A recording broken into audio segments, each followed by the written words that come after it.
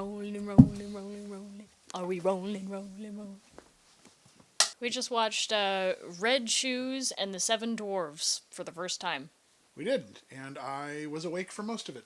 I had to keep on waking him up. It has absolutely nothing to do with the quality of the movie. It has everything to do with the quality of my... I had never seen this movie before, but I had heard a lot of good things from it. I heard that the marketing was absolutely terrible, and that's the reason why nobody came to see it. And it was because the first trailer that they released was very unappealing. They said something akin to, what if your princess wasn't beautiful, and then showed a lady who was overweight. And that's the exact opposite of what the movie's premise was. So it also kind of brought in, intentionally or unintentionally, a little bit of fat shaming. Yeah, because the movie's not about that at all. It's more about who you genuinely are and whether or not people will... Accept you. Yeah, accept you. And with Snow White, whenever she puts on the shoes, she turns into this conventionally attractive lady. She feels like she has to use it in order to finish her mission. But she calls herself Red Shoes ever since she put on the shoes, so she's putting a facade on. And all the little dwarves, they're actually just people who are cursed to look like dwarves whenever you look at them. Whenever you don't look at them, when they're alone or when they're around something that isn't human, they turn back into their human selves. In a weird way, I actually like it because nobody saw it, and that's because, yeah, your expectation is going to be that it's fat shaming, but it's not. Like, that's what they were going for. Maybe our sense of what looks are compared to what's inside is not great. Yes, there's a point in it where something happens to little dwarf version of Mr. Love Interest, Merlin. And perfect, pretty, dainty version of her can't lift the rock to rescue him. Yeah, there was a throwaway line where she was just like, I used to be able to lift 200 pounds! She had some strength. You know, believe it or not, I have a little bit with that character. I put a lot of weight on a few years ago and struggled to take that off, and I'm glad that I took it off, but I don't have as much muscle strength as I used to. That kind of like, ooh, that pinches a little hard. But I was appreciative that they actually showed the contrast there. Yeah, and showed that it was a strength and it wasn't something to feel sad about or upset about. It's like, no, actually, I did have a skill or a talent or a gift, and I gave it up to look different. It reminds me of a conversation that I had once where somebody genuinely asked me, would you rather look like how you want to look, but lose the awesome strength that you had? In middle school, I used to lift 100 pounds. That was middle school me. I actually accidentally made a guy embarrassed because of that. But I did used to lift that much, and the person asked me that, and I said, you know, that's really difficult, but yeah, I would rather keep my strength in a situation where I want to help somebody else. I want to be helpful. Well, I'll tell you one thing. If you're so focused on your looks that you make yourself unhappy, you're going to be so focused on that you won't be able to have any other hopes. For instance, neither of us are wearing makeup. We woke up. It's not going to help much anyway. Maybe brushed our hair, watched a movie, sat ourselves down, and put on some silly t-shirts. We're trying to just do that so that way we're not being fake and untrue to ourselves. This is pretty much just us. Yep.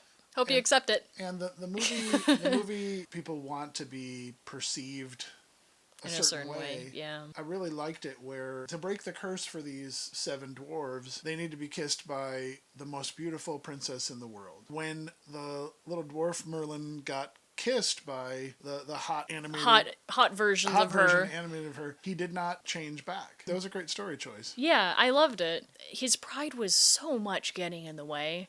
He is such a prideful character, and to be honest, that was the perfect choice for that character. That he was so focused on his looks and how wonderful he is, and oh my gosh, look at me. And then once he finally saw what was in another person and made a personal connection, that was when he saw how beautiful she was. Yeah. And that was when the curse was broken, and that's beautiful in and of itself. And that's where it wasn't skin deep. Yeah. He saw the beauty in the other person of who they were. Mm-hmm. That's how we should all look at each other. That's how you should look at yourself. You know, you are Yeah. beautifully and wonderfully made. Yes, it's good to do some personal grooming, Yes. but if people want to be around you simply because of your physical attractiveness, Yeah, then or that's, that you act pretty. yeah. Acting pretty is a very big thing too, where you're so charismatic that you kind of forget to be a person. Then you're going to have a lot of false friends. You're not Yeah. gonna have genuine connections, which I think is something we all want. I'm trying not to get too much into this, but it does remind me of Inside Out too, where she kept on changing herself for others. Yeah, a lot of people fall into that. It's so painful to see in another person when you see them changing themselves because they don't feel worthy, or they don't feel that people will care about them or love them, or they won't be able to love themselves if they don't see themselves as beautiful. And it's, I don't know, it's kind of, it's the most painful thing to see someone that you really care about tear themselves apart. Yeah. And it's only when they're being themselves that you can smile and just know that that's them. This movie took the familiar tropes of Snow White, but then they sort of extended it to making this place Fantasy Island, I guess, or Fantasy World. Yeah, it was an island, I think. And I liked the opening animation a lot. It really sold that. Painted a good picture of it. It's a Korean animation studio, from what I gathered. I liked the end credits. I thought that was really cute. Yeah, I really liked the animations too, because it wasn't super cheesy. It was charming. I guess that's the word. That's the word. It's charming. It's just nice. Yeah. It's it creatively. Let's try that again. Creatively. The script behind this, I'm sure got trimmed down multiple times because when you do a CGI animated feature, it takes at least 2, if not 3, and then Pixar takes 4 years. A lot of people, like small film enjoyers, talked about the making of the movie. Okay. And one of the changes was that they weren't green before.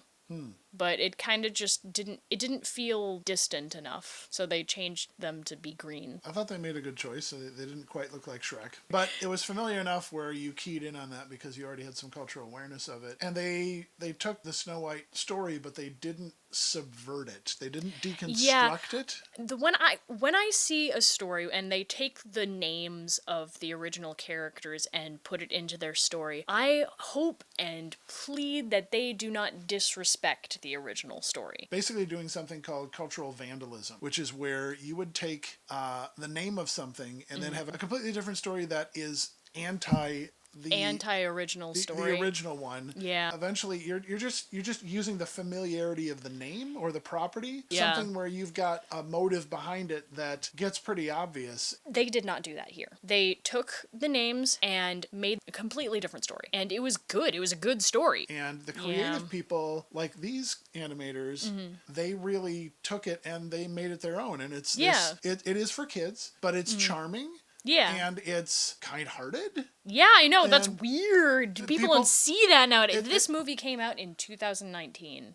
Wow. I think one of my favorite parts was actually just like, this is so simple, but the fact that she turned into a tree, that was creepy. Yeah. That was so well done. Yeah. That was like actual stakes. Like she could wither away and die. Like, holy crap. And then like the animations with the witch, where she just appeared, just like, Yeah. oh, Yeah, that was so simple and so cool. Especially when the wicked queen or stepmother, or how you ever do it. Both. Okay, yeah. She's walking out and the bridge is destroyed and she has to go to the other side, but she just walks nonchalantly as if nothing's happening, and all these crazy roots are like coming behind her. Yeah, and you realize her. that like she's walking on these branches that are appearing underneath her feet. It's like, oh, that's so cool. Yeah, that was a good reveal. Yeah.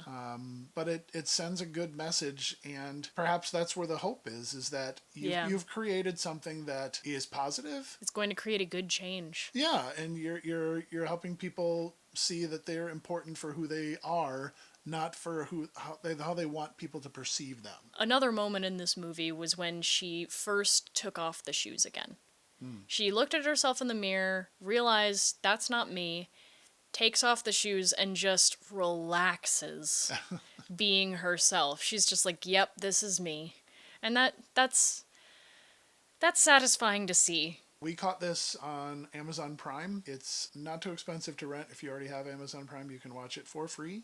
Make sure at the end that you click down to say watch credits, not because there's anything really entertaining in the credits, but because the tons of people that worked on this deserve Recognize them. Yeah. Somebody will be scrolling on their phone, and if they happen to be looking at art, they'll scroll past just as quickly as they would scroll on anything else. And as an artist, I see them swipe past something that I know took ages for that person to work on. I can see the brush strokes and like the use of color and all of this stuff, and you just swiped?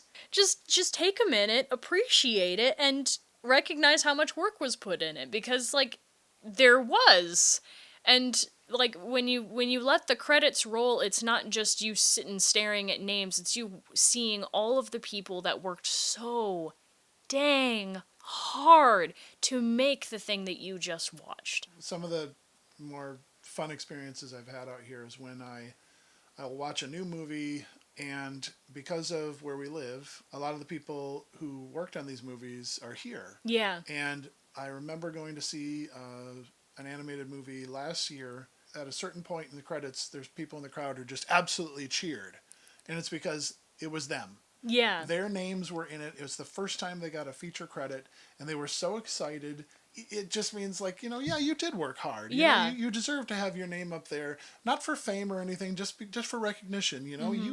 You helped create that thing we just watched, and you can be proud of it. Yeah. And one thing, I know you just brought it up. I'm gonna bring it back down for a second, but like, animators out here are being treated terribly. I don't know if anyone else knows about this, but Inside Out 2, the animators that worked on that were let go just before the movie released so they would not get paid properly. What? They weren't. And they don't get any recognition for it. I remember reading stories about the animation crew for the latest Spider-Man multiverse movie, which was amazing, by the way. Yeah. But they just overworked. I think that's too light of a word to say exactly. what they did to these people. Yeah. And again, at the end of it, they were all just let kicked go. out. And it's really terrible because these artists are working so hard to make something that actually means something. This is something that somebody worked hours, weeks, months, years on. Yeah. And they're being kicked out. We need to recognize their hard work because they are putting their heart and soul into it. It's so we appreciate you. We're putting our good vibes, I guess, out to you. We're trying to stay positive here for a second now, because we just like we ourselves are trying to make something awesome. Hopefully you guys will be able to see it. But we want to be able to support others because we know how hard it is to make something like that. One thing I like to do is watching making of videos. Yeah. I love watching documentaries for films. What inspires people to. Yeah, animated films. And I know that you watch a lot of making ofs.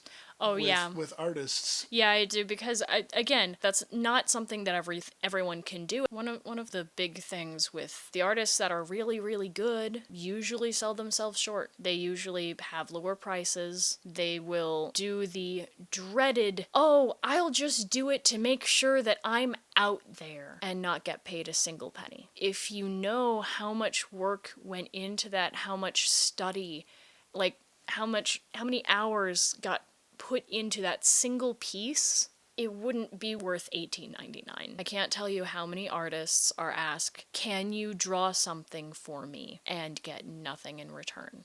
Your soul needs to be nourished, and so we just artists, you bring that relief. That's what we have taken away from Red Shoes and the Seven Dwarfs. The Sweven? Red Shoes and the Seven Dwarfs. The Swole. Well, one of them was flexing like that. That is true. He was annoying, but he was funny. So we hope you enjoy it. We hope your kids enjoy it if you've got kids. You just want a good movie? Yeah, if you don't have kids and you just want a good movie, we won't tell anybody you saw it. Check it out. Yeah, go show it to other people. If you have any hidden gems like these, share them with us. And Yeah. we need Please do. We need some ideas for future movie reviews, and we can't wait to hear what you have to say. So just let us know in the comments, and we will catch you next time. So, bye. Bye. Oh, it's a long day. I had a break. I went to lunch with a friend. I like that I like D&D. Yeah, I haven't played it in a very long time. Several editions ago. They made a new edition, which I actually really appreciated the changes of. One of them was that like they changed race into species. What else did they do? Oh yeah, because they did that, they kind of took away the abilities attached to it. Like for instance, elves always being smart. So you could be a stupid elf. Yes, you could be a stupid elf. Essentially, you can make characters a whole lot more different than just a trope on legs. I don't know. I appreciated that because it makes for more fun characters. That's cool. That's why I made a tiefling named Angel. Get it? Because she looks like a devil, but she's an angel. You know? It's ironic. Ha ha ha.